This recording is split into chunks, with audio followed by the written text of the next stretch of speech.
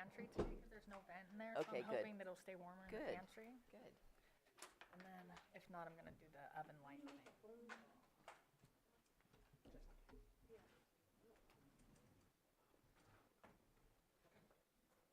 Oven with the light on. That's a good idea. That's what everybody says to do online. Yeah. So, and I don't think I've had an oven light in a long time, so I ordered some. Good. I found a mix for our starter for gluten-free. Okay, I'm going to call our meeting back to order, and we're going to have our 6.7, our 1 p.m. item, which is a public hearing, consideration of presentation of 2025 general plan, housing element annual progress report, and 2025 general plan annual progress report, and I'll turn it over to Director Turner. Thank you. This brief presentation will be covered by our Associate Planner, Trish Turner, who did the work for these two reports required by the state. Hi, good afternoon, Supervisors. Today I'm just presenting the 2025 annual progress reports for the general plan and housing elements. Submitting these by April 1st deadline is a state requirement under Government Code 65400 that keeps us eligible for vital housing and infrastructure grants. The general plan annual progress report is actually based on the 2008 adopted general plan, but with the Lake County General Plan 2050 and all of the actions that were taken in 2025 to start the process, a lot of that information is going to be included in our general plan annual progress report for 2025. So the adoption of the climate adaptation plan, streamlining housing approvals for zoning code amendments, the local area plan draft reviews, the Lake County 2050 draft update, housing site inventory update, and the housing action implementation plan. So all of these are included in this, and with this board's recommendation, then we would be able to submit these reports to the state by the April 1st deadline. And one more, Trish did discover an omission in a past year's report that also helps Lake County. So why don't you tell them about that? So in 2023, the Collier Avenue Apartments, which was a unit that was issued building permits for 40 units. 39 of those units were for low-income housing and very low-income housing that are deed restricted for 50 years. Those were omitted from the 2023 housing element annual progress report. I am in works with HCD to update those numbers. It's not a priority for them to update them yet until after the 2025 housing element annual progress report has been done for the whole state. And then once that is done, then HCD will update our RENA numbers. Okay, anything further? There's no action required by the board for the submission to the state, but we did want you to keep you informed. Okay. Do we have questions from supervisors? We'll start with Supervisor Owen.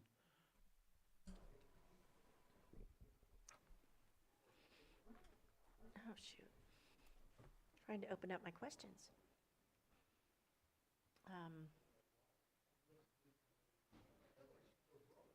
Do we have the numbers on the homeless population to know if what's required for the homeless is actually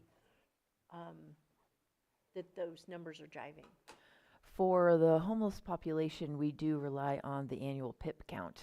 And I knew that was done in January, right? Sure. I have not heard if those are out yet. Okay, and the veterans, is that done at the same time, I believe? Mm-hmm. The homeless veterans, okay. And I'll have to come back to my second question because I have to defer it. The way I wrote it wasn't real clear. Supervisor Sabatier. Yeah, I don't remember, I'm looking up our raw data. Our total last year was, I believe, 317. Around there. This year was 328. We did see an increase of about 6 veterans that were unsheltered. Okay. Before we were at 14. So we were at 20 at this year's count. Okay. So slight increase, but I mean, it's not, you can't look at the PIC count on a year to year. You really have to look at longer terms in order to see what the trend is, because some years it's beautiful and sunny like it was this year, and some years there's no way you're going to find people when it's pouring rain. So And were those still preliminary numbers, or? Those I don't are think we preliminary numbers. Thank you We're for. still waiting for the final. Yeah. But it should be close.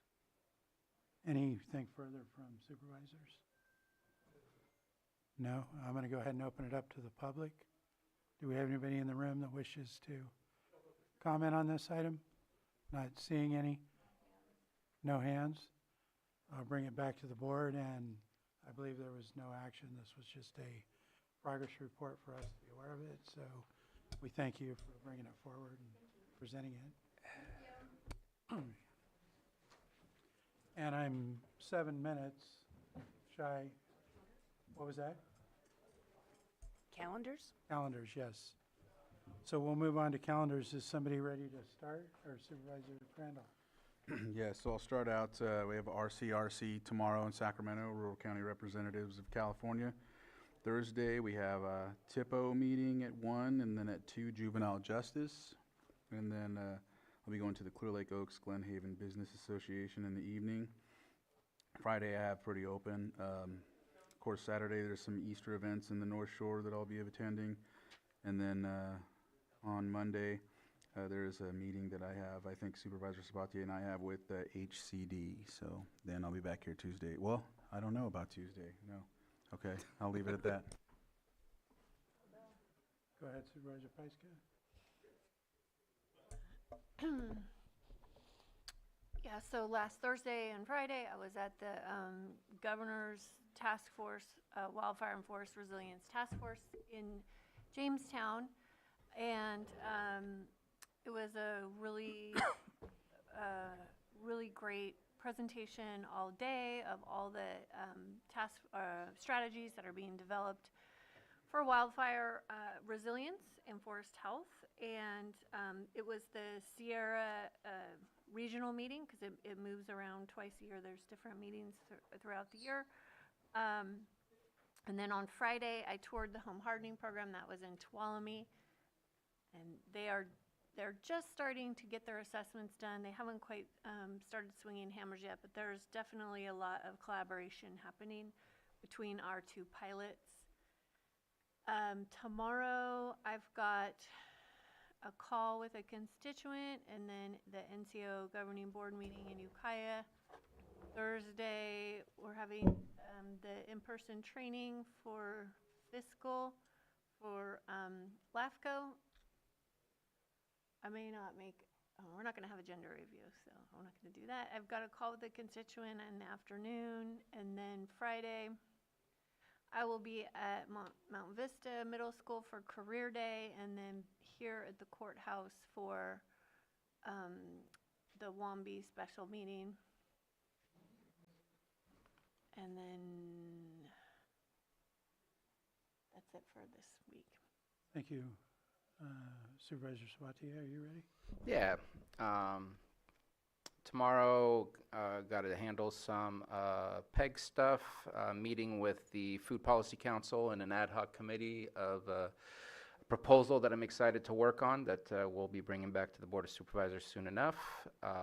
Going to attend the Fire Protection District meeting later on that day. Starting off on Thursday, Judge's Breakfast. I did a check-in with Supervisor Crandall and others for our Powder Valley project, just to get a check-in. We did have a good meeting last week, where even Secretary Rollins kind of jumped in onto our meeting, which is good to know that her interest in the project is that high. The PEG TV, thanks to Fresh Blood, has started to see some movement on our youth projects. And I am going to meet with one of the greenlit projects to discuss a little bit deeper the content of which they wanted to interview folks about. And that will be an interview with behavioral health, an interview with others related to substance use disorders and such. And so happy to see that get kicked off. Thankful for that. Friday morning, we'll have a Redbud Fire Safe Council.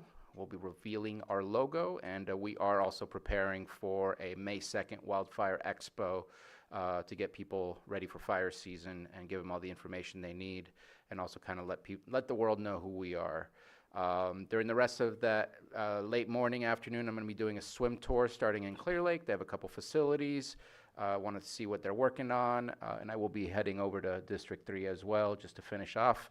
And while I'm there, I'll be coming back here to Lakeport for the special meeting for Wanby. And I'll stop there. Supervisor Owen? Okay.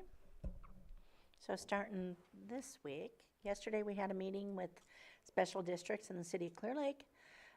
Tomorrow I have Calpine meeting concerning demolition of 2 power plants. Jessica, are you gonna make that? There's, it should be tomorrow, for the demolition of, Bear Canyon and Ford Flat. Is that with the, It's with the contractor. yeah, I don't, Okay. I'm not, no, I won't be there tomorrow. Okay. And then, I think rural counties, I'm not sure when that one is, I just messed it up, my calendar. On Friday, I have Red Bud Fire Safe Council and Blue Ribbon Committee. I think on the following Monday, I think I have 4 meetings. I know we don't have a supervisor meeting. I think on Tuesday instead, I'm replacing our supervisors meeting with a couple of constituents. One of them, I believe, is Bar X Ranch on what they are planning to do there. And on, I think it's Wednesday, was it no, Monday? Anyway, I know I have grand jury on Wednesday next week. And our first Twin Lakes Firewise community meeting will be on Thursday next week. Okay. Last week I attended the Mendo Mill Pro event over at Robinson Rancheria. Also went on a tour with RCD of the Clear Lake Oaks Keys, Schindler Creek Revitalization, Blue Ribbon Project with Supervisor Owen and Crandall. I attended an AVA meeting for Supervisor Crandall last week. I wanted to thank Supervisor Sabatier for covering the EMCC last week. I had a law library meeting, went to the Tango Mike open house event with Supervisor Crandall, attended the Coal Creek Advisory Committee. There was no significant report. Attended a short class on Native California. Attended the Rodeo Association breakfast fundraiser in Kelseyville over the weekend, as well as the Scotts Valley community event. Did the hitch survey for this week. Yesterday had a meeting with the city regarding a donation of a significant piece of art that's going to be coming into our community soon. Went to the APC Road Safety meeting last night. I plan to attend the Utro PHIX Town Hall that Water Resources is hosting this week at the Soper Reese. I'm also going to the Senate bill required fiscal and finance training this week. Supervisor Crandall and I have Public Defender Oversight Committee meeting this week, along with CAO and other committee members. And then I'll finish the week Friday with the first quarterly meeting of the year for the Blue Ribbon Committee. And that concludes our reports, and we're almost exactly on time again. So I'll go ahead and call our 1:30 p.m. item, which is sitting as the Lake County Sanitation District Board of Directors, presentation considering sewer rate studies for Lake Osan, Land's End, South Lakeport Sewer, and Lake Osan Southeast Regional. And we have our Special Districts Administrator, Robin Bourret, and staff here, and I'll go ahead and turn it over to you to present this item.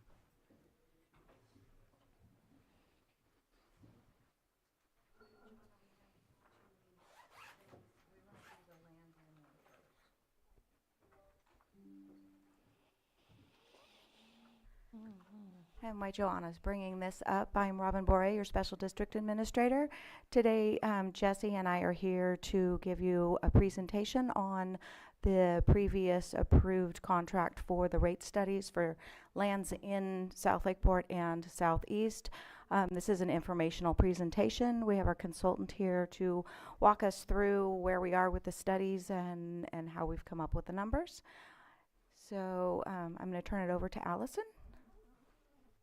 All right, good afternoon. Oh, thank you. Okay. So for the Lands End system, it is only a collection system. That system collects and conveys wastewater flows over to the city of Lakeport for treatment. So when we talk about the Lands End system, it's pipelines and lift stations, pump stations. It serves about 230 customers, which equates to about 470 population or so. I just want to clarify that it's Lands End and South Lakeport. Great.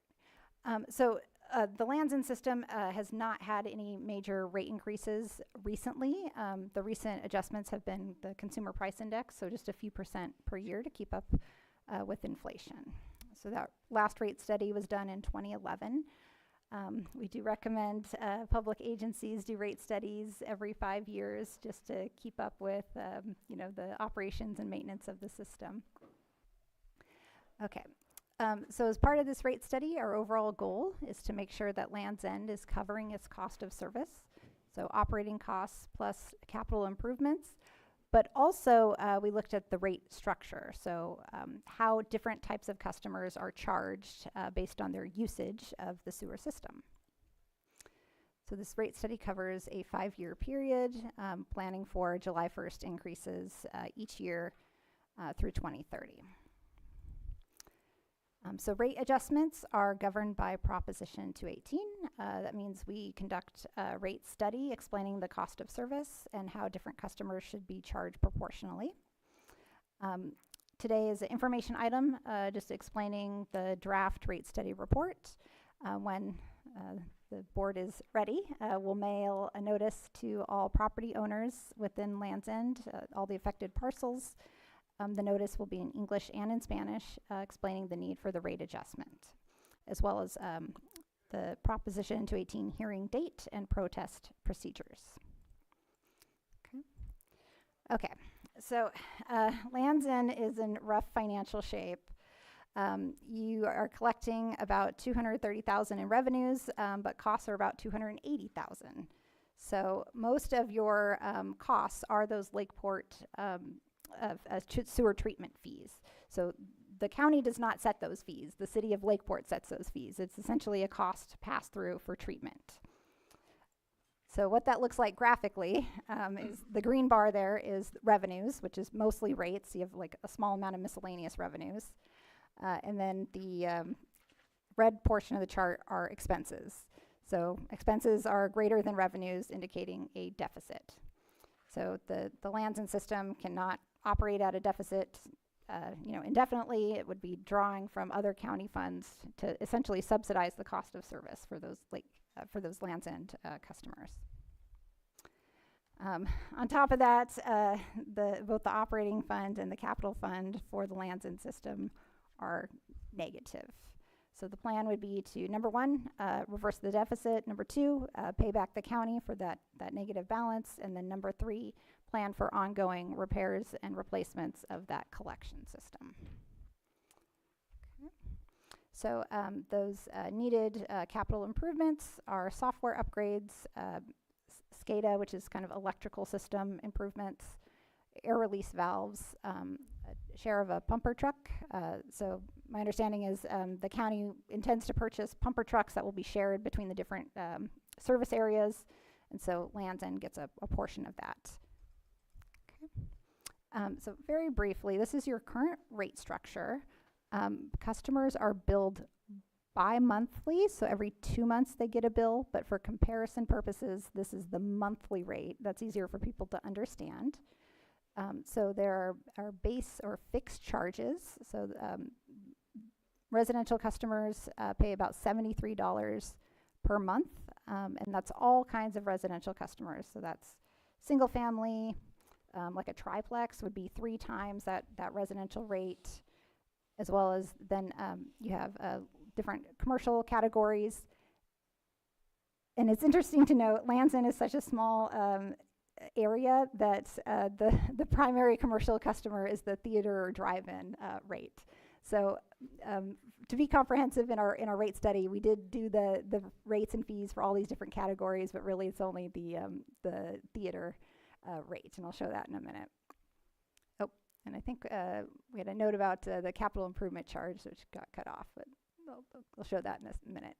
Okay, so what we did is we looked at typical flow patterns at your sewer treatment plant, or your flows into the Lakeport treatment plant to estimate flows, and that's how we're assigning costs to different customers. We are proposing to split that residential rate into single family and multifamily. That's been a trend across California, is that multifamily customers typically use both water and sewer utilities less than single family, and so to be proportional and fair to them, they typically get a slightly less rate than single family. Okay, so here is the proposed rate adjustment. So the base fee is proposed to increase from about $73 per month to about $126. And then the CIP fee, so those are for those pipelines and the lift station improvements, that portion of the charge is proposed to increase from $4.50 to $8. So the total bill is proposed to increase by about $56.60 for that first rate adjustment. And again, that it's a high percent increase, but remember, Land's End is in a deficit and has no cash reserves to pay off that deficit. So again, right now, the rest of Lake County is subsidizing Land's End's rates.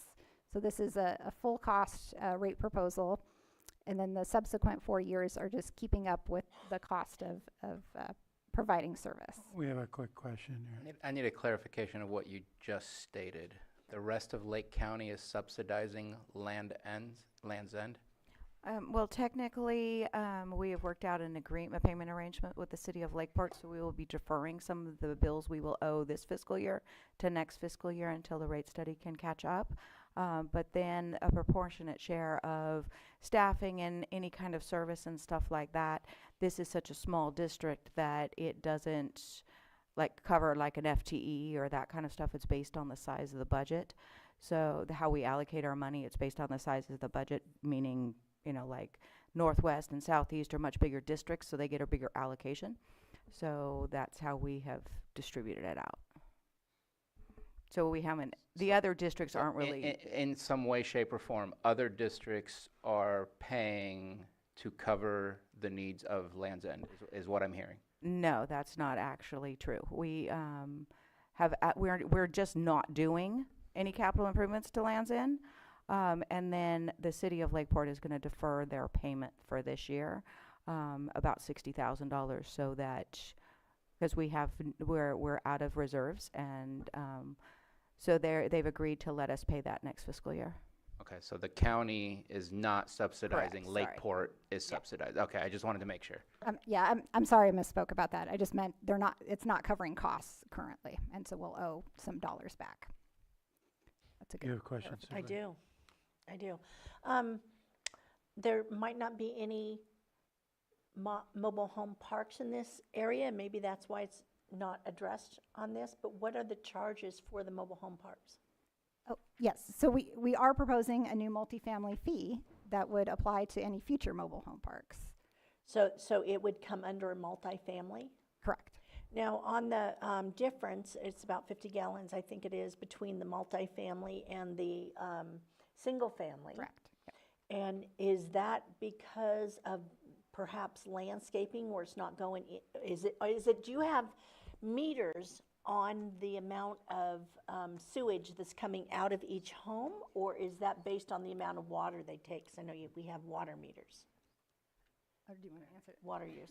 Yeah, we don't have water meters or sewer meters on the flows going out of the houses. Industry standard is a single-family residence is 210 gallons per day, and so there's industry standards on like multifamily where there are, where it's like a mobile home park or something like that, where they traditionally don't have a single-family resident occupancy. So you don't know for sure that they are actually putting 210 gallons versus was it 60 gallons into the sewer because it's not actually being monitored, is that correct? There are no flow meters in sewer, and this is Okay. industry-wide. This is, it's based on industry averages. Okay, but what I'm wondering is if the single families are using more of the water for landscape per se, or something along those sides, and they're really not using more of the sewer. That's taken into consideration when they do the engineering and come up with industrial rates and, the like industry standard rates. Everybody takes into consideration, you have a lot of excise when they calculate these out, and 210 gallons per person is expected to go through the sewer. That means laundry, dishes, as well as showers and everything else, versus landscaping. That's we don't take a 1-to-1 ratio of how much water they use that goes into the sewer necessarily. There's only like certain things that where like a laundromat, there isn't like sinks and showers and stuff going on like that. So they calculate these out industry-wide. Okay, so it's an industry-wide, it's not per se, we don't know this. Okay. I have a few more questions, but I'll wait a little bit. You want to wait? Or? Yeah, Okay, I have to catch up. go ahead. Oh, sure. I think all right. So I conducted a survey of different agencies. It's the typical single-family monthly bill for different sewer utilities. So Land's End's current bill is towards the lower end of these agencies here. And with the proposed increase would get to the middle range of the surveyed agencies. And what I found was there are some other service areas within the county that are lower, but your very close neighbors in Sonoma County especially have extremely high rates where your Land's End, even the proposed rate, is not out of line with typical utility charges of small agencies. There's just not a large customer base to spread these costs over. And again, we also want to keep emphasizing that most of this cost is due to the city of Lakeport's charges for sewer treatment that the county does not control. And so here is a chart of the different proposed July 1st rate increases for the different customer types.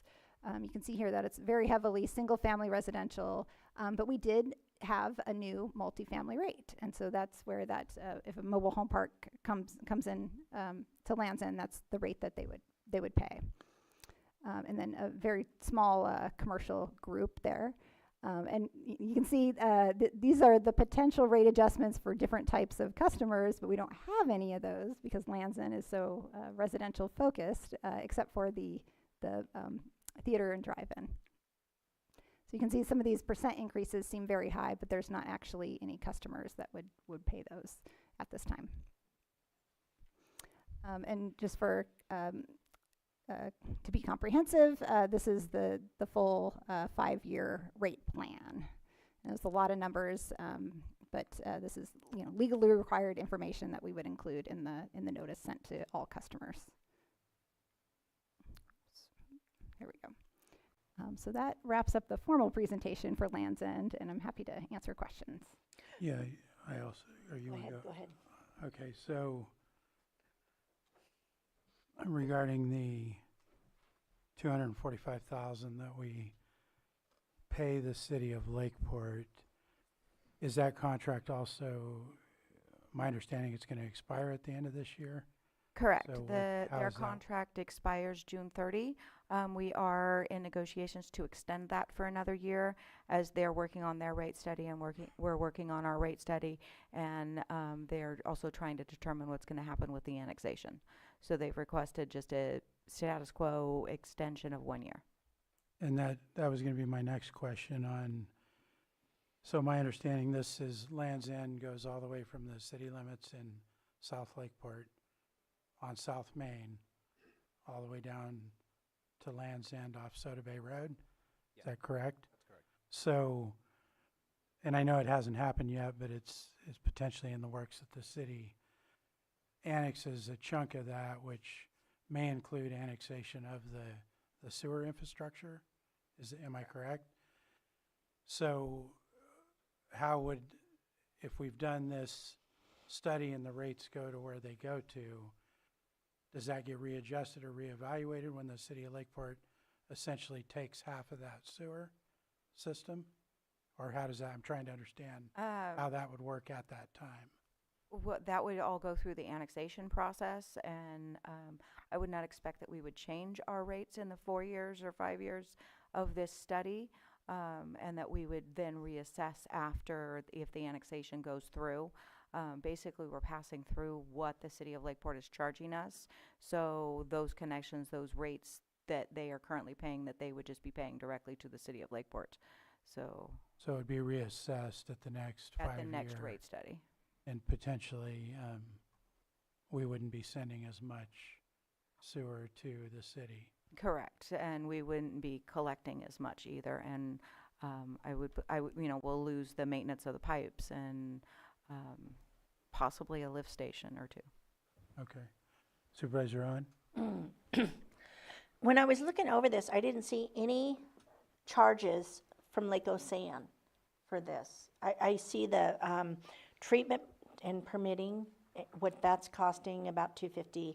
I see admin overhead. Staffing, is that part of the Lake Ocean? Is that portion of it? Not really sure. Where she's saying, where does our admin and all of that, Is it? all of our staffing is paid through our admin fees. Okay, so that's right now at 5,000, and by next year, you want it to be at 15, or, 26, 27, it goes from 5,000 to 15,000? And that For- will allow staff for more maintenance time to Yeah, work the on this. maintenance goes from 1,000 to 51,000? Correct. So that's maintenance of equipment, so that's like purchasing. The admin and overhead, that's the staffing. So we expect to see increase in staff time if this rate increase does pass. Okay, so that is the portion that's Lake Sand, where the 250,000 is the city of Lakeport. Correct.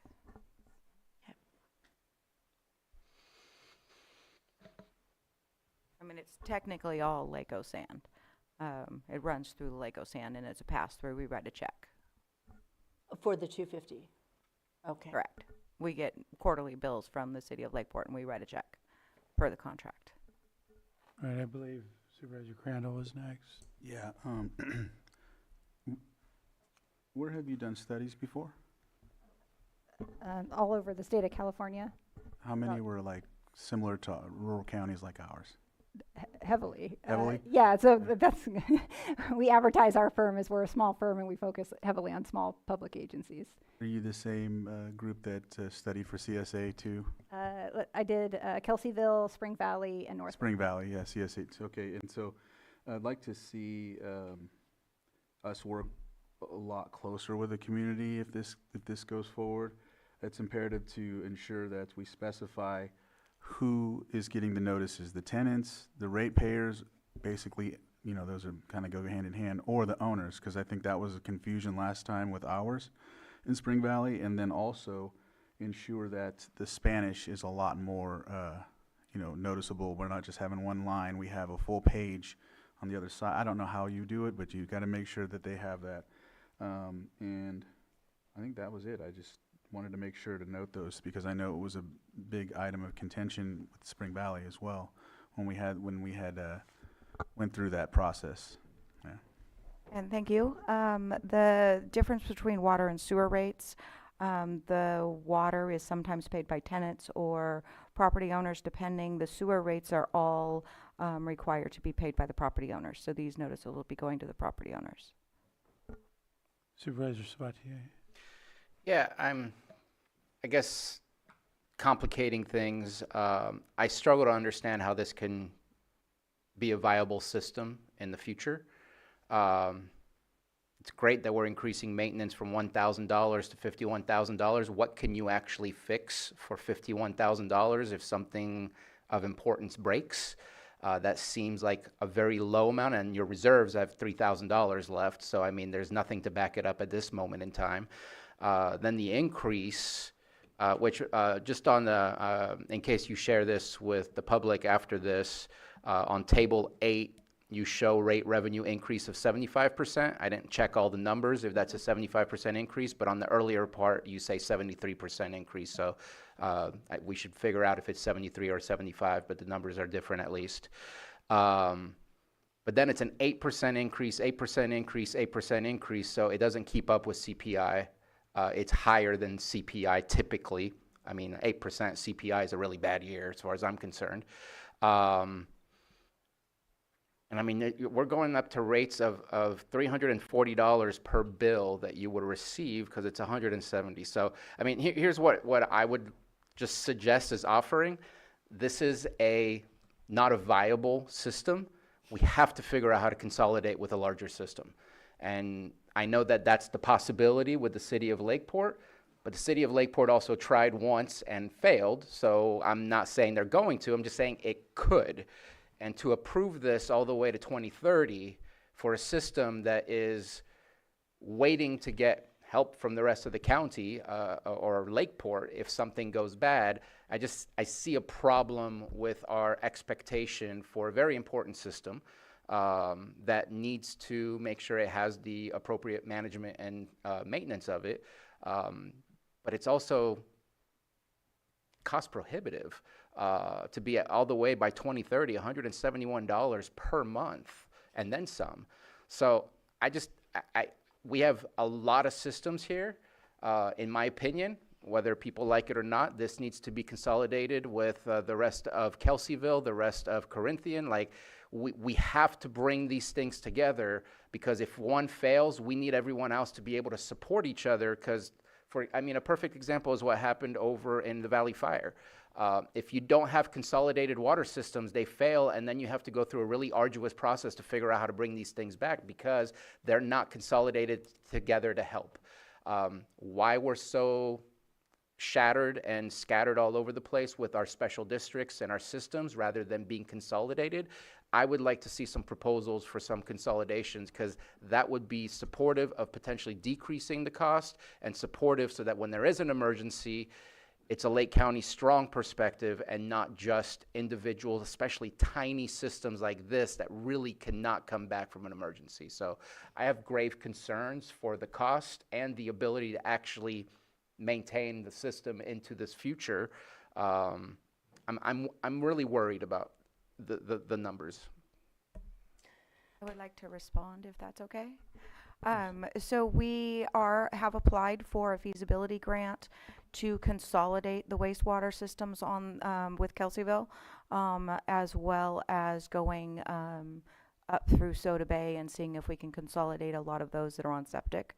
So yes, we share your concerns, and the administration and these very, very small systems, we worry that something could happen as well. So we are looking at options and the ability to consolidate them at least into their own waste, where if we consolidate them with Kelseyville, then they would have their own wastewater plant, and it would be all of that area into one district. I don't know, we are also very concerned about how we would pull all the septic systems in the Soda Bay and Rivieras all the way around, but that is a mission critical thing for the state. So we've applied for the funding, and it's a feasibility study through the technical program, and then we hope that they would see the importance of this. They're supposed to focus on consolidations and getting people off of septic, so hopefully there will be funding that will come with all of this. But it's not something that the ratepayers could pay for, so it would need to come through grants. Yeah, and I appreciate the response, but and as you're giving me the response, I'm like counting the number of years that this might actually take to accomplish. What percentage, Mr. Chair, of Land's End is in the sphere of influence of the city of Lakeport? Because I'm just, in my opinion, consolidation with that, if they have a sphere that covers it, is probably the best way to move forward. Their rates are like $75, $80 right now, $86.05 in 2026. Again, the feasibility of the whole thing concerns me, because these are expensive systems to deal with, and it's nice to spread it out to a larger number of people rather than 292. So just I don't have an exact number on that. I would say it might push towards at least 2/3 of it, but maybe you know better than me. That would go all the way down to like around the transfer station for the sphere of influence, if that's the I don't specific have the question. numbers, but we could provide that just by running a billing record of who's in the Land's End portion and who's in the South Lakeport portion. But it's primarily, the sewer connections are primarily in Land's End, we just don't know the exact number. Yeah. I think it would be good to know. Yes. The consistent 8% over the next 4 years, I think is too high. It's way too high. And the CPI though, I absolutely understand. You know, raising the CPI, that seems like a no-brainer. We need to be able to collect for infrastructure, and not having the backups there, it's scary. We just can't do that. And the city of Clear Lake is a exact example of not having enough funding to replace infrastructure. As far as the rate increases, they're going up 73, 75%. I can't see that. I can't see doing that to our constituents. And this is not my district, but I'm here to look out for all of Lake County. And I know we do need to be looking at the Riviera as well, because I know that contributes to some of the issues with the lake. And so I know I can't support this right now. Okay. I think that's it for the questions on this one. Or go ahead. I do just want to make one final comment. I just want to read the last paragraph of the memo, because it was stated that this is presentation only. Lake County Special Districts will present the results of the rate studies, the proposed new rates, and address any potential concerns from the board. Special districts will be looking to establish direction from the board, then proceed with the required mailing notices. So I think that there's a little bit more to this than just simple presentation. Just want to at least put it out there since it is in our memo. Okay. Thank you. We're gonna move to Southeast now? Yes.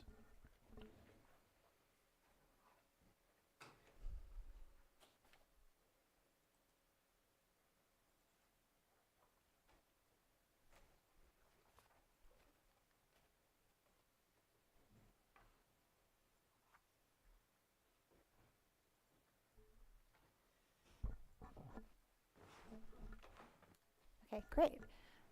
So we'll jump into Southeast. So Southeast also has not had a comprehensive rate analysis done for quite a while now, but has done annual CPI inflationary increases. So we're following the same procedures, conducting the same type of analysis, looking at operating costs, infrastructure and capital improvements, and then also rebuilding emergency reserves, which are depleted currently. And same type of process where we're looking at different customer groups. This region, this service area does have quite a bit of commercial, so we spent some time looking at typical flows and pollutants of different types of businesses to adjust the rates. And for Southeast, we are also recommending that multifamily rate. This one is also a 5-year rate study, but Southeast, with the bi-monthly billing cycle, their next billing cycle, or an appropriate billing cycle to implement the rate adjustment, would be in August 1st rather than July 1st. So we're not trying to implement a rate mid-billing cycle. Okay, you've seen this chart already about the Proposition 218 process. We will submit the notice in both English and Spanish when the time comes. the numbers. So Southeast is generating about 4.8 million in revenues, which does not cover about 5.8 million in ongoing operating costs. This fiscal year, there was an unusual amount of delinquency revenues, which we don't expect to get that same level of revenues year over year over year. It kind of depends on tax sales and other factors. So it's helping the financials slightly this year, but that won't be an ongoing revenue. You're getting a few extra $100,000 this year. But in general, taking account that more of a normalized delinquency tax sale revenue, we do expect a deficit of about $1 million a year. And then, unfortunately, with the sewer spill, the cash reserves were spent down and depleted. So there is not the bank account there to handle any other emergency needs. Okay. So the current capital improvement charge is $5.02 a month, and that generates about $400,000 a year. So capital improvement needs are a big driver for Southeast. So for identified projects, it's a range of items: land acquisition, a dump station, a generator, headworks upgrades, treatment screens, lift station ceiling and design, capacity adjustments. So all of that totals about $2 million, and we're planning to amortize that cost over the 5-year period, so about $400,000 per year. On top of that, there are other upgrades and improvements that staff feel are needed to address ongoing deferred maintenance, deferred improvements. So pipelines and upgrades to the treatment plant, realistically for the size of the Southeast system, is appropriately priced at about 1.5 to 2.5 million a year. So we're having that phase in over the 5-year period up to the 2.5 million to address those longer term deferred improvement needs. So we put the pipes in the ground and we want them to last a long time, but they can't last forever. And so there is a need to keep up with that aging infrastructure in the ground. Okay, so this is the current schedule of sewer rates. Again, there's that one residential fee, so we are proposing to split that into a multifamily fee, and then a range of different commercial customer types. Hotels, motels, schools, convalescent home, bars, restaurants, theaters, the different types of RV campgrounds, if they have sewer, if they don't have sewer hookups. And then there is the splash pad. We have it listed there. I understand it's not a formally recognized rate, but I understand that customer is currently charged basically twice the single family rate currently. And then it's kind of cut off at the bottom, but there's the capital improvement charge of about $5 a month. Oops. So doing the same process as we've done for the other sewer rate studies, which is evaluating flows and pollutant loadings of each customer. We did look at water and sewer flow data over the past 3 years. So it's not individualized like each customer, like this house on Main Street has this level of flows, but it's the total plant. To everybody, all the customers into the sewer treatment plant. We're kind of checking our estimates matching what you're actually receiving as a whole into the plant. We're proposing the multifamily customer rate to go into effect, and the new splash pad rate be based on actual years water use and sewage flow. Okay, so here is the proposed rate adjustment where the base sewer fee is increasing. The capital improvement charge is a big chunk of that proposed increase from about $5 to about $32.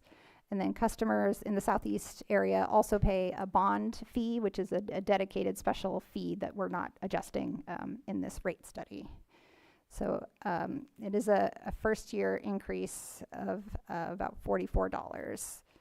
And then a second year increase of about $12. And then by that point, you're caught up with those pipeline replacements, and that level of funding can just keep up with inflation thereafter.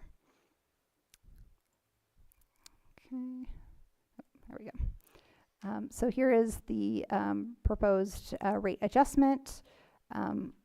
Southeast system is pretty low compared to these others, and then with the proposed increase, it's very comparable to the Lakeport, the current charge of Lakeport. And again, Lakeport is doing a rate study right now. So we expect that Lakeport charge to go up over the next few years. And Lake County's fees are much less than typical agencies and service areas in Sonoma County. Okay, so here is the kind of the breakdown of that base fee and the number of customers impacted. So there, for Land's End, there was the question about, well, the cash flow says you're raising X dollars of revenue, and that's a percentage, and then why is the single family rate a little bit different percentage? It's because each customer class is getting a slightly different percentage increase. So one customer group might be getting 13% for multifamily, but single family is getting 49%. So the percentages really do depend on the customer group, which is reflective of the wastewater flow and pollutant loading of that group. Okay. And then we have the list of charges here. And we overall, we did find that the commercial charges for the charges in addition to base rate are a little undercharged right now. So things like, a hotel motel is pretty comparable to a multifamily residence, right? It's somebody kind of living there, especially the ones with the kitchen. It's somebody cooking. That's a lot of pollutant, flow that should be appropriately charged. So that's the reason for some of the higher percent increases. It's that the current rate is maybe undercharging what they actually flow into the sewer. And then the biggest percent increase there is the splash pad, which is the equivalent flow that has been observed over the past year. That if you're not charging the splash pad what they're actually flowing, then that potential revenue has to be made up by the rest of the body of the ratepayers. Supervisor, did you want to ask a question now? Okay. Wait till the end. Okay, thank you. And so here is the sort of the 5-year schedule of charges. And I'm happy to answer any questions.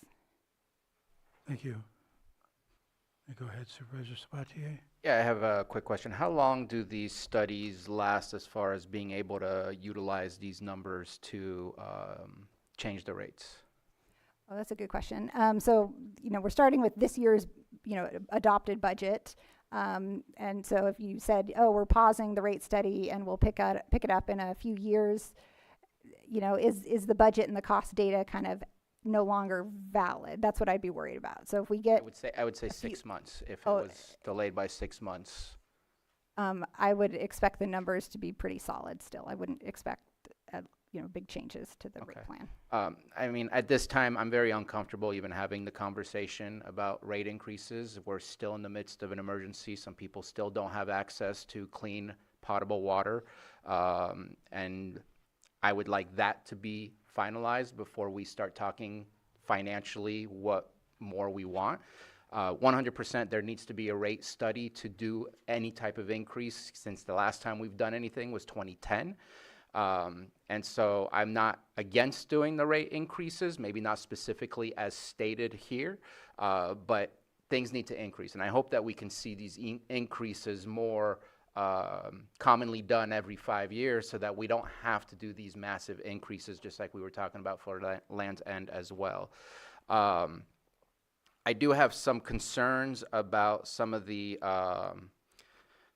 information that's on here.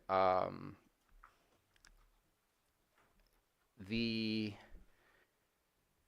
reserves, I'm concerned about the statements being made. So it says estimated balance as of 6/30/25. Is that correct? That's supposed to be the date? Let's see. So I'm on page 9. I apologize. So when we said like O&M going to 0, that's over the course of this year, and then the first year of our rate study will start at 0. But it says estimated balance as of 6/30/25. Yeah, we should maybe put some notes there that It's based on the start of the fiscal year for fiscal year 26, and then the start of fiscal year 27 will reflect the loss of reserve funding shown in the chart here due to the sewer spill. So I agree that I'll add some additional footnotes. Because it was here. correct for the Land's End. It's exactly the 3,154, or whatever that number was. That was Yeah. correct based on what we have in our budget and what we approved for the reserves.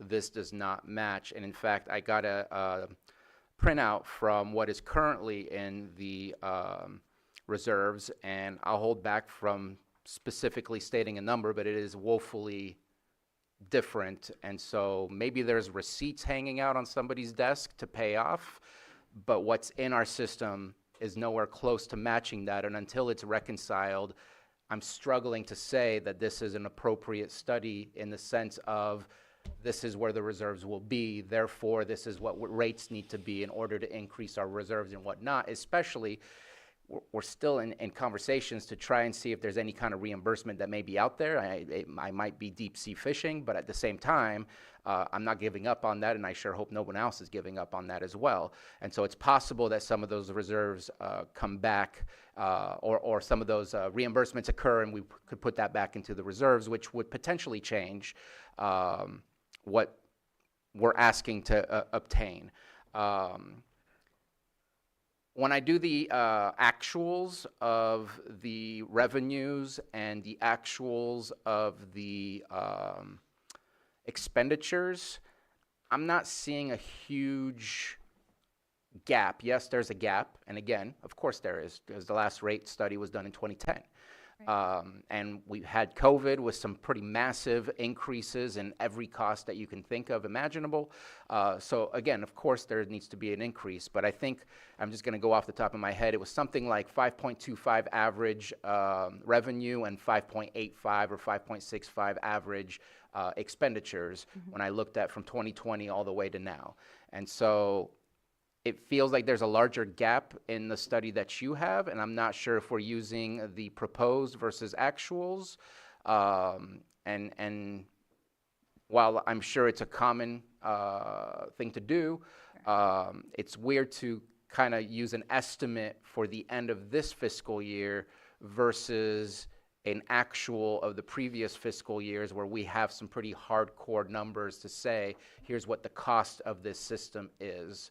I haven't said that about any of the other rate studies, but I'm concerned about the cost. So, I mean, you mentioned it a little bit, and part of the conversation has to be a balancing act. The amount of delinquents, I am going to guess, I don't have the information, and I'm happy to be corrected, that you probably have the most percentage of delinquency in this system versus any of the other systems that are in special districts. Increasing the fees is a different way of saying we're going to make people who can't afford it pay more for it, because if you don't pay, there's a fine, there's a fee, there's a penalty. And so, again, even in Southeast, can there be a conversation into looking at some sort of consolidation? Because we are, even at 15,000 or whatever the connections are, but at least 16,000, 15,000 from the previous, I'm thinking of the MSR, I apologize, mixing my numbers here. But at 16, 17,000 strong in the city, clearly, in reality, that is still a generally small system in the grand scheme of things when it comes to sewer districts. And it's all about the power of numbers. And it's so easy to increase a rate and say balance is a budget, but the community is impacted by what we do. So what I'm asking today is a postponement of, I'll even give you a range, 4 to 6 months. I would like to close out this emergency, which is slowly but surely happening. And then I'd like to really have a final tally of what is in the reserves, not I have a printout that says more than 4 million and you're telling me there's 112,000. We really need to reconcile that situation, because that is very far apart. And right now, if anyone PRA'd us with what we just approved on this study, it wouldn't match, and I can't say, well, I have receipts on a desk. So I'd like to complete those steps before moving forward. I do not want to stop this from happening. 2010 rates is not a good way to run a system in 2026. but I would like to have the respect of those that are still impacted by an emergency, to have that be done and finalized and truly finish the financial portion of this before we move forward with this uncomfortable conversation about increasing fees on folks who have already had an impact. And Supervisor Hahn? Okay. I noticed that many of the comparables were in Sonoma area. We didn't really look at other areas that are probably more along the lines of our incomes and the same challenges. So Maxwell, for instance, Maxwell, California is $73. Corning is 44. Those are probably more, rural, like we are. Rural. And so I just noticed that we had a lot of areas that were more affluent. I'm doing the City of Corning's rate study right now. Oh, okay. Yes. And It just wasn't on there. I also know that the city of Corning, they have a huge car lots up there, car sales up there. Yes, they And do. some of their rates are actually offset by the by the sales tax. So Okay. they're able to save ratepayers on some of that kind of stuff.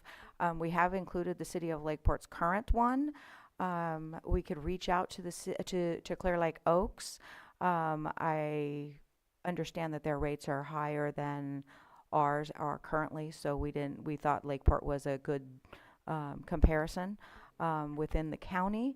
Our other districts don't have the full CIP in there. When they recently did those, they did not include the current, all of our expectations for the CIPs. And in this study, the primary increase is in the capital improvements due to the aging infrastructure and our dire need to start improving that. So those are why we didn't intentionally include like Northwest and Middletown and Kelseyville, because Yeah, and it's well, I was missing looking that because you huge were dollar. primarily out of the area, but in a more affluent area, and I was looking at something more rural for more legit comparisons. I do absolutely know that we need to work on our infrastructure in the southeast. So that's understandable, but at the same time, we have to keep these manageable. Supervisor Crandall? Okay. Any other, it doesn't appear we have any other questions. Do you have more to offer, or? No, and this is just an information item, so there's no action. So we're taking your comments so that we can incorporate where feasible and that kind of stuff. That's really what we're asking for, so. Okay. Then, Just real go quick, ahead, Supervisor. but one of the things I know also, just keeping in consideration the Spring Valley, when and if it gets to that one point where we're implementing a pay rate and how it's gonna be laid out, consider, I know that with the pay rate they were looking at, it would have been substantially higher in the beginning or something like that. So maybe look at a strategic way so that it's incremental and it's not as, as drastic in the beginning, if that makes any sense.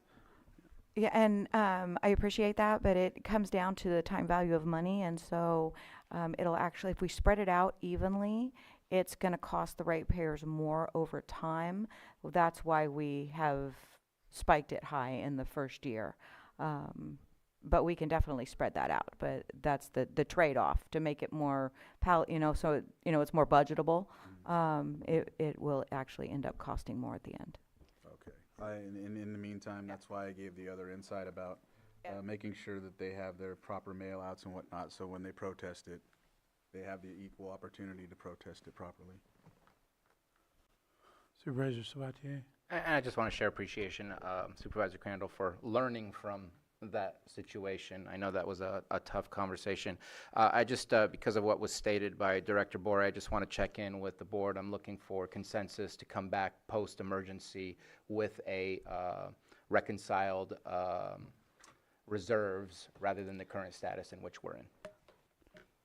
Yeah, I think that's a good idea to understand that number, and also, I do feel like it should be at least considered to allow that emergency to be over before we're talking about this. I know it sounded like you said that 6 months wouldn't change the numbers that much.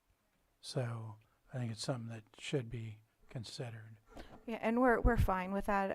This was just something that was scheduled. It was the board approved this way back in November, and so this is kind of a check-in with information. Right. So we can put that into the numbers as well. And you are talking about just Southeast, and are you? Yes, doing- I think we're just talking about Southeast right now. The other one's a different situation.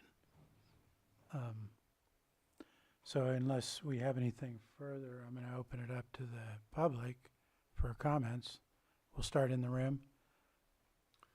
Good afternoon, Mr. Chair, members of the board. I'm concerned that you're not getting an entirely straight answer or clear description of the rate structures here. When I looked at the rate structure for Ukiah, for Cloverdale, for Sonoma, they're not fixed rate structures entirely. They're a hybrid rate structure, and that's not being discussed here. I think Supervisor Owen kind of touched on it. Right now, there's no incentive in the current rate structure to allow a user to reduce their expenses. If you're a single-family dwelling, you're stuck with that sewer fee. A lot of municipalities do tie their water usage to their sewer usage because it's a relatively decent proxy for the amount of sewage that's going in there. This does not seem to allow for a chance for anybody to save any money, doesn't incentivize conservation by the consumer or by the special district to improve efficiency or to do anything to reduce waste. A person that is a single-family dwelling can be watering all their plants with, special district's water instead of catching water from the rooftops. So I do support coming back at a later date, but I would suggest a rate structure that allows for the consumer to essentially save money. What is the fixed rate for supporting infrastructure? That should be a fixed cost, but the rest of it should be based on how much you flush and how much you drink and how much you shower. Just say, well, this is an industry average of what people use and we're just going to go to a flat rate. That's why you have leaky pipes that haven't been fixed in decades. That's why you have sewer systems that continue to leak. There's no incentive to fix it. You're still getting paid. It's a captive audience. So I would suggest reconsidering the entire rate structure to make it conducive to a more efficient system and a way for consumers to actually save money. You're going to price people out of wanting to build a home if they're going to be paying, this amount of money for a house they might not even be staying in all year. It's just not how a lot of other municipalities do it. And I would respectfully ask to go back to all the examples they provided and ask if it's truly a 100% fixed rate or if it's a hybrid or if it's based on usage, because it seems like it was normalized. Thank you. Thank you. Can I briefly respond to Yes. that? The Southeast sewer system is all we provide is sewer service over there.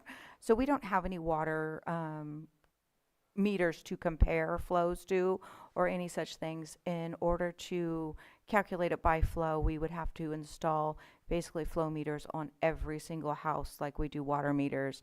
And that would be an extremely high cost to, one, go through and read those, and two, to install them all. That's why we use the industry averages. We don't have, we have no way of looking at what the water is. We aren't the water company in that area. So, Thank you. City Manager? Good afternoon, Chair Rasmussen, board members, Alan Forrest, City Manager, Clear Lake. It sounds like there's some direction to delay this, which is good, but I'm going to stick with my pre-prepared comments.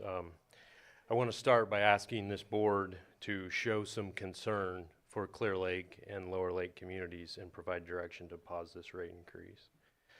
The timing around this proposal is not good. Our community is still under a state of emergency and grappling with the impacts of a multi-million gallon sewer spill. Economics are tough, particularly in a severely disadvantaged community. Perhaps the most important thing I can stress today is around the validity of this board taking any action related to the Lake County Sanitation District.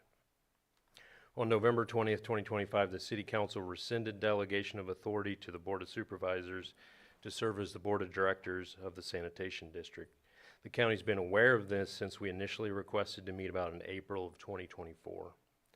I don't believe the county has any disagreements about the validity of the city's right to governance. You just don't want to accommodate this mandate. All actions since the withdrawal of delegation in November 25 can be considered invalid, including your direction today on rate increases. In spite of that, I do want to take the opportunity to share a few concerns with the proposal itself. I don't have time here to analyze specific line changes, but implementation of the proposed rates would result in a 120% increase in single-family sewer rates. This increase is in part justified in the study by comparing the proposed rates with other communities, primarily in Sonoma, Napa, and Mendocino County. These communities all have an average housing value of at least double the homes in Clear Lake. This is not an honest or fair comparison. It's very difficult to swallow the percentage of expenses being allocated to staffing and overhead. This makes up over 58% of the proposed budget. While I understand that staffing costs are necessarily a large part of any operation, $2.25 million in overhead and admin alone, in addition to direct staff costs, appears to be outrageous, particularly based on the level of service and care that Lake County Special District's leadership appears to put into the Southeast system. We've talked about reserves a bit. I want to reiterate the study states reserves are depleted. We've heard that multiple times from the administrator that they're depleted. The study says a balance of 121,328 as of June 30th, 2025. I'm not sure why it shows estimated when the county knows exactly the amount of reserves as of June 25. The fiscal year is closed. Financial documents verify that just over 2.2 million were in reserves as of that date. The budget also included adding reserves throughout this fiscal year, overall increase of 890,000, which was result in over 3 million in reserve balance. It's also unclear from the budget whether the $2 million loan repayment from Spring Valley District has been reallocated to one of the reserves. It would appear that it's sitting in fund balance but has not been reallocated at this time. One way to verify this, of course, is from the county's own financial system. And We're at the 3 minutes, just if we can wrap up. Oh, okay, well, there is 4.7 million in reserves as of yesterday. You know, I have a lot of stuff here that I think should be shared with the board. It's unfortunate that we don't have the opportunity to do that, but it's only taken a short period of time for the city to identify the rate study before you was not based on accurate information. We Appears do have need been rushed through. to wrap up. I mean, you still have the option to send us information. Go ahead. Thank you, Mr. Chair, members of the board. Margot Kambara, I would like to yield my time to Mr. Flora. Mr. Flora? We don't do No? yielding of time, I'm sorry. but Thank they you. do have another speaker. Go ahead, Supervisor Sabati. I know we've done this before for fire districts and others. If he can just finish his letter, he is a partner Me- of ours. Check in with the board. It's a little bit different than a normal public comment. Yeah. Okay, come on back up, Alan.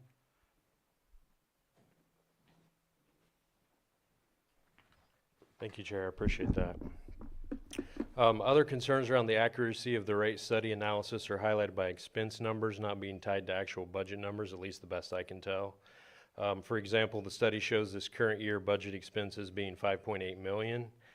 The actual budget shows an adopted total of 9.5 million, or 6.3 million after capital assets are removed. The capital improvement plan in the rate study includes an investment of 3.2 million. First, it's a bit shocking that the district is supposedly been working on a real capital improvement plan, but to my knowledge, that CIP has not been approved by this board. Why would you even consider a rate increase based on a capital improvement plan that has not been adopted? Further, I question why the district has requested or is in the process of applying for millions of dollars for various upgrades from state and federal government agencies. It isn't clear in this study if those capital projects are being covered by ratepayer funds rather than grant funds that relieve the ratepayers of the burden of these increases. Why wouldn't you wait to see if you can receive those grant funds and adjust the rates accordingly? Finally on this, I'm surprised to notice on the list includes not ratepayer funded, but $1.1 million in infiltration and inflow reduction project funded by the Integrated Regional Water Management Program. The board took action to apply for these funds in July of 2020. Should it really take 6 years to complete or even start this project? Before the board considers any rate increase, there needs to be a lot more information provided on the bond funding charges included in the rates and the nexus study or the calculations behind the rates that were really just provided in a summary format to the public and to the board. Based on our recent history with special districts and what has been presented today, we have essentially no confidence that this information can be trusted. Please show some care for our community and insist that special districts do this properly and accurately at a more appropriate time. In closing, just to be very pointed, I have to share a quote from a text I received from someone this morning. It was clearly about this issue. No amount of taxation can fix ineptitude of leadership. I have to agree. Thank you. Thank you. Mayor? Yes, Russ Kramer, council member, City of Clear Lake. I'm sorry. I'm sorry, you're former mayor. That's okay. You can call me mayor. Now, council member, City of Clear Lake. Also a member of the Lower Lake Community Action Group, so I have some, obviously, care for that Lower Lake part of the district as well. And I double dip. I was in the impacted area from this sewer spill, which quite frankly didn't have to happen, but did. Or the severity of it didn't have to happen. And I'm a ratepayer. I own another home in Clear Lake that is in the sewer district and will be impacted by this giant increase. Mr. Flora pretty well stated all of the facts and all of the beliefs of the city council, of myself, and I believe of my fellow city council members with regard to this issue.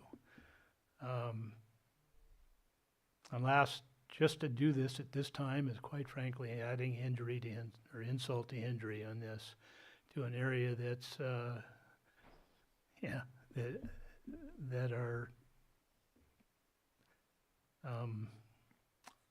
have a lot of low income inhabitants, and to double the single family fee is just ludicrous at this time. I understand that it will need to be increased, but I think we need to take more care in the studies. That example of the $4.7 million in retained earnings and reserves that was not recognized for this study is inexcusable. The comparison to other cities, excluding, well, not, they did have the other cities outside of this area there, and clearly are in more affluent communities. That was fine, but having other districts that are within this county, even if there is some differences in them that could be explained away, they should be included in that rate study as well. So, thank you for your time. Thank you. Do we have anyone else in the room who wishes to speak? Then we'll move to online.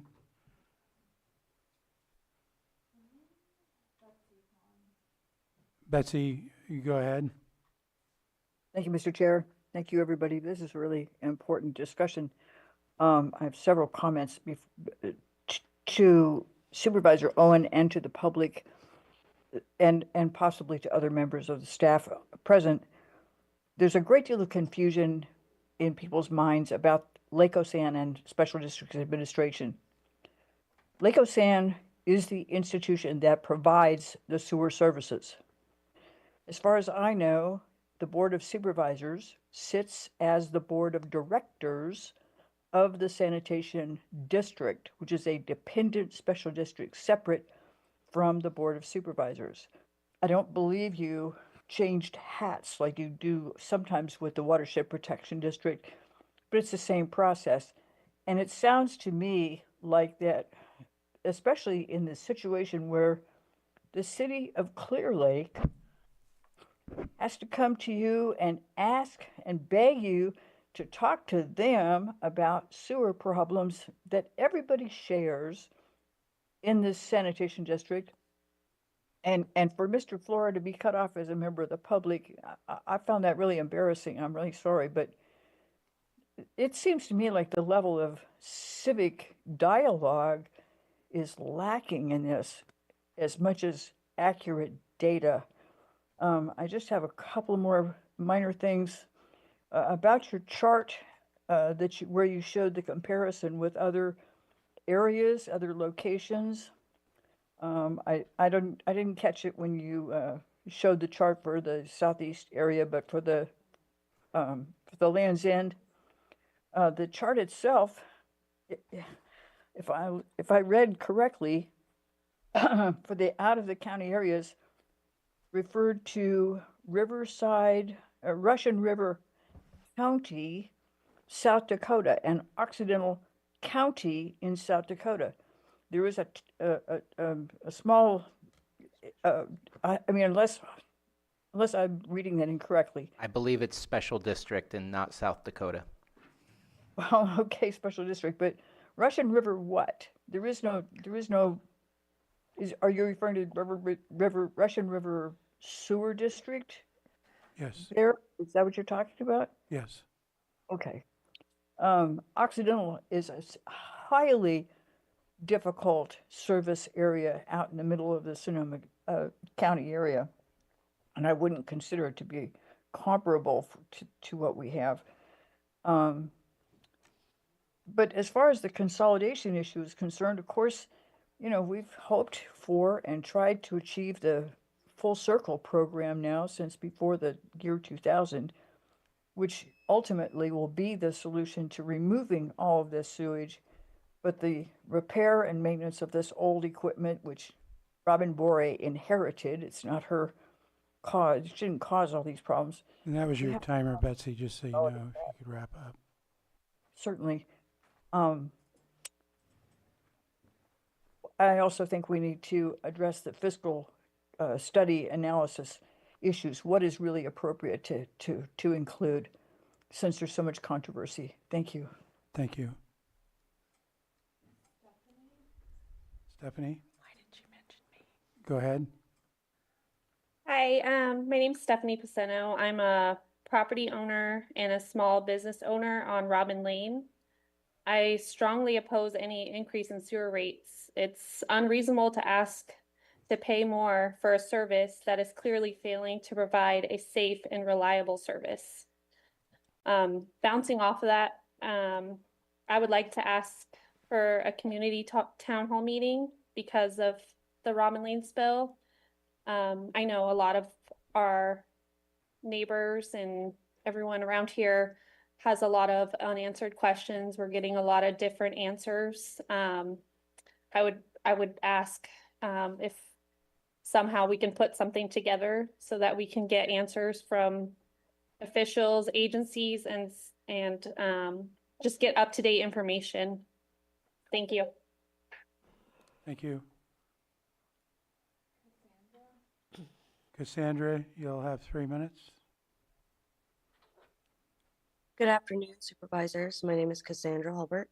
I live in the Robin Lane area impacted by the January sewage spill.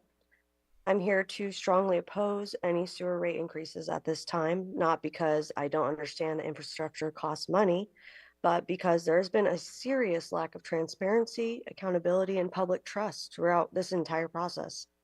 We're now being asked to consider raising rates while the public still does not have clear answers to some very basic questions. How much has the spill actually cost? What has been paid versus what is still owed? And what is the true financial position of special districts today? We've learned spill-related costs were intentionally left out of the mid-year budget, and even members of this board here were expressing confusion reviewing those numbers. and the county's acknowledged it doesn't actively track department cash counts. At the same time, Special Districts is reporting being out of money within days of the spill, yet budget documents still appear to show remaining reserve. That disconnect matters because without clear and accurate financial reporting, you can't responsibly ask the public to absorb additional costs. There are deeper concerns here. We now know that much of the Southeast system was inspected years ago, and known issues may not have been addressed. There are unresolved financial disputes with the city of Clear Lake, as we well know, and residents like myself are still living with the real impacts of this failure. And the impacts are ongoing, not theoretical. So the question then becomes, why are we talking about raising rates before we have full transparency, full accounting, and a clear plan to prevent this from happening again? Rate increases should come after a complete and publicly presented accounting of the spill-related costs, a clear explanation of how reserves were managed, and a demonstration commitment to proper maintenance and oversight moving forward. Before any rate increases are approved, there should be a full, independent, and transparent accounting, whether that calls for a forensic audit or otherwise, so the public can understand exactly what happened to the funds that were already collected. Until then, asking the public to pay more feels premature at best and irresponsible at worst. I also would like to request another town hall meeting. This community has already paid a very real price, and we deserve clarity before we're asked to pay again. Thank you. Thank you. Sterling, go ahead. Good afternoon. I had something typed up, but now that you guys aren't going to take a vote, but I do agree with Bruno, and I do agree with EJ asking the question if this is the same company that did the Spring Valley rate study, as I was a part of that. I am a rate or a sewer, I pay sewer in Clear Lake, so it's going to affect me also. But it's the fact of the matter, we're using a same company that does inferior rate studies, or if it is, Special Districts isn't handing over the correct information. Things are left out that shouldn't be left out. Numbers don't add up. And if they're going to say that they are in a deficit due to the sewer spill now, then that all the money that was spent in the sewer spill is now mandated by the state of Constitution of Prop 218 to now be put into that rate study, so that the consumers can see the true cost of what it's going to cost to run that system. Ratepayers of Lake County, of taxpayers, have already paid $1.75 million to help clean up this bill. Now we're going to turn around and ask consumers to help put funds back into a reserve. The capital improvements is in a negative 202,000. Infrastructure is failing. We need to do an audit. This is actually, Robin has inherited this problem. This comes from previous directors of serious mismanagement, and it has been brought to this board many times about Special Districts mismanagement. And it just feels like it's been fell on deaf ears until something this critical has happened. So before we can even do a rate study, we need to know those numbers. We need to know what the actual cost was, the actual spillage, how many pumper trucks came in, came out, when the time of those pumper trucks arrived to start doing that. Because if we can find out the actual cost of what it was to clean up that spill, then we can start applying in California and federal funding to get that money back to put back our taxpayers' money. So I really hope that you guys listen this time, you hear the community speaking to you guys, and just make the right decision and not make a really bad decision after already a bad decision from previous directors have made a catastrophic failure. Thank you. Thank you.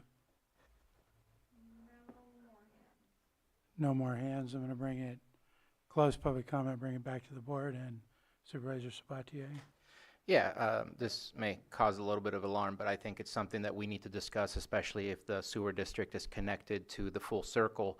The public, the board, and we need to better understand what the costs are to individual districts. I know I've been asking some questions. I still have more questions. But I know from the past, and I appreciate that after finally getting some and I don't mean finally like you did not provide that, but we agreed to a 25-year extension, 20-year extension, I forget what it was, without any financials provided to us. I still don't understand how that's possible. And that's on the ratepayers. It appears to me that we have reduced the cost to the ratepayers, but that means in the past, that was being subsidized by taxpayers, by ratepayers. So I have problems with using kind of past numbers for rates that were subsidizing a corporation's pipeline. We possibly have solved it, but I don't understand the numbers enough to understand what is our true cost for each district, because I don't think it's appropriately split, and I'd like to make sure that we have an understanding of how it affects the rates, because the cost of the entirety of the pipeline from Northwest all the way back around the lake into Middletown and to Calpine is a cost to the ratepayers, but it's supposed to be the cost of what it would take for us to handle the effluent on our own, which in the past was around $250,000, at least in the 1995 agreement for doing the sprinklers. I was not given a potential cost of what it would cost us to do the sprinklers today, but that's the cost our ratepayers should be paying. The rest should be on Calpine, and I don't know those numbers. And I think if we're doing a rate study, we should make sure 100% we can show that the ratepayers are not subsidizing someone else's pipeline. And I don't see that in here. And I forgot to bring it up earlier, but I think it is an important part of the conversation. We do need to be supportive in the sense that it does create jobs, it does create tax revenue, but it shouldn't be on the backs of the ratepayers. That's right. And there is absolutely nothing that's on here about that. Supervisor Owen? Go ahead. I'm going to ask, it's something I've been wondering for the last year, and I'm wondering, do we need to have an outside audit for some of our departments, including this one, but this is not the only one. And I just want to be absolutely transparent, and to be honest, when people make the comments that we're not being transparent, and this has went back years, long before I was here, and probably long before any of us were here, for that matter. So just to clear the air, and to make sure that we're absolutely correct in what we're doing, I'm wondering, would this be the time, or how would we go about looking at, or how do we feel about having an outside audit? Well, go ahead, Supervisor. My suggestion is that's not for us to give direction or take action on, but Okay. if it's something that's brought back to the agenda for that discussion specifically, Okay. that is something we could discuss. Thank you. We also do have regular audits. Outside? Yeah. Okay. There's certain ones that are required. And when was this last one done? For, say, this department, because there's several. Annually, they do an audit. There was an outside audit in 2019. 19, so it'd be time. I mean, it's been, what, 7 years? And I think what you're asking might be slightly different than what's done in the single audit that we do annually from the auditor controllers, but I can show you where all those are, but maybe it's something more specific, and I'd love to continue that conversation with you. Thank you. Okay, so did you have anything further? It was brought up about the full circle. The full circle is a disposal of effluent. It is not a consolidation of wastewater treatment plants and collection systems. So it's a disposable process instead of running into the issues where previously we had more effluent to dispose of during the rainy season than the sprinklers could handle. And this was done 20 plus years ago to send the effluent to the geysers as a disposal mechanism. And so it's strictly the full circle, and the pipeline to the geysers is not raw sewage. I just wanted everybody to be clear that that was not raw sewage being shipped around. Thank you. So I read it as we had given we had consensus, it sounded like to me, for direction on holding off on this for about 6 months related to Southeast. That was my read of that conversation, and then also that we had consensus to figure out the numbers on the reserve. And just because I don't want to have to start over this, I would say no more than 6 months. Let's Right. bring that back, because again, we have to have the discussion. I don't want us to be thrown away and started over. The discussion needs to happen. I think, and I'm hoping that in 6 months, we'll be in a much more balanced position to have this conversation with things being finalized. And the 6 months would be kind of the maximum end based on their statement that the numbers may be good for that 6 months. But just to mention for the public too, just so it's clear, we didn't start this process after the emergency. This started back in the fall before we ever knew we were going to have an emergency. So this wasn't something that was brought forward because we had an emergency. I'm just stating this to be clear for the public that may be listening, that that's where we are. But the board has said, let's delay it until at least the emergency is over. And we can bring back a clearer understanding of how the reserves work. Southeast has multiple reserve funds. When we say we've depleted the reserve fund, that's the operation and maintenance fund, which is what was used to clean up the spill. That is the proper use of those funds.